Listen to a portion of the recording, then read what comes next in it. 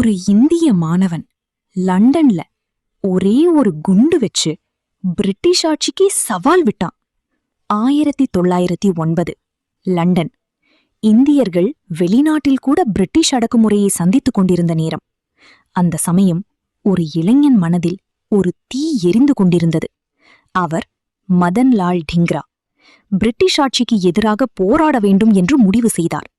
அவர் ஒரு சாதாரண மாணவன்தான், ஆனா மனசு முழுக்க புரட்சி. ஒரு நாள் ஒரு பெரிய பிரிட்டிஷ் அதிகாரி கர்சன் வைலி ஒரு நிகழ்ச்சியில் இருந்தார். அந்த நேரம் திங்ரா நேராக போய் அவரை சுட்டார். அது ஒரு சின்ன சம்பவம் இல்ல, அது உலகத்துக்கு ஒரு மெசேஜ். இந்தியா அடிமை இல்ல. அவரை உடனே கைது செய்தாங்க. நீதிமன்றத்தில் கூட அவர் பயப்படவில்லை. நான் செய்தது என் நாட்டுக்காக என்று நிமிர்ந்து நின்றார். 1910 அவருக்கு மரண தண்டனை. அவருடைய கடைசி நிமிஷத்திலும் அவர் மனசு ஒரு விஷயத்தில்தான் இருந்தது: இந்தியாவின் சுதந்திரம். சிலர் உயிரோட வாழ்ந்து வரலாறு படைப்பாங்க, சிலர் உயிரை கொடுத்து வரலாறாகிடுவாங்க.